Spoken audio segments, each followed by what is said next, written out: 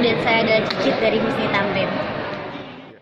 Aku mengenal Husni Tamrin itu dari kata-kata dari omah aku yang jadi omah aku itu adalah anak angkat dari Bapak Husni Tamrin.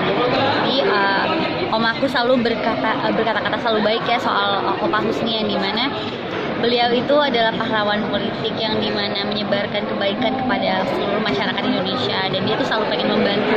Jadi oma aku itu pada saat itu selalu menerapkan ke aku dan ke kakak-kakakku yang lainnya, memberitahu bahwa kita itu harus baik ke semua orang. Kita harus membantu orang-orang yang memang membutuhkan. Karena pada saat omaku waktu kecil, dia suka jalan di mobil sama Opa Husni, dan Opa Husni suka menunjukkan, lihat deh itu orang-orang itu mereka butuh bantuan, kita harus bantu mereka. Itu yang diterapkan sama oma aku ke aku dari Opa Husni. Selama ini aku tahu kisah-kisah Opa, of course dari sekolahan dan juga dari omaku sendiri. Dan ada beberapa hal-hal yang dimana di buku-buku sejarah itu tidak sesuai sama faktanya gitu. Contohnya adalah pada saat opa saya meninggal, atau bisa bilang eyang yut saya meninggal, itu dibilangnya kalau eyang yut saya hanya meninggal karena sakit, tapi ternyata tidak. Dia itu disuntik mati oleh pihak Belanda. Nah, itu dari kata-kata dari omaku sendiri gitu.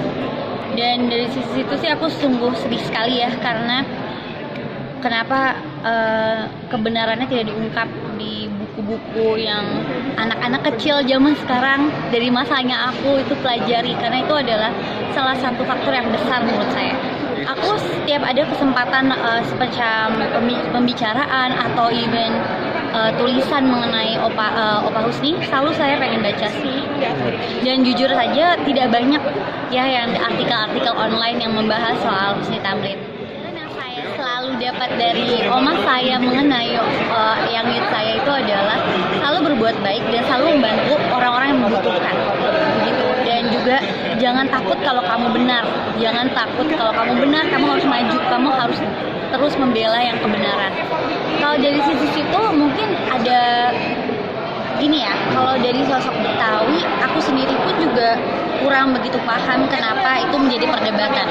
Betawi itu apa sih memangnya? Saya juga bisa dibilang darah saya Betawi, tapi saya juga campuran Jawa, tapi saya bangga sama darah Betawi saya. Menurut saya hal itu tidak perlu dipermasalahkan ya, kenapa matanya biru atau dia asal usulnya dari mana. Tapi kalau seandainya dia merepresent orang Jakarta Betawi, ya kenapa enggak? Sekarang aku aktivitasnya membantu membesarkan usaha keluarga. Oh gitu. Makanya ke depan dengan buku ini adalah banyak orang yang makin baca buku ini dan belajar soal eyang yut aku, dimana ini sebetulnya perjuangan yang gak gampang mereka lalui pada saat itu, dan kita nggak mungkin bisa kayak kita sekarang kalau nggak gara-gara mereka.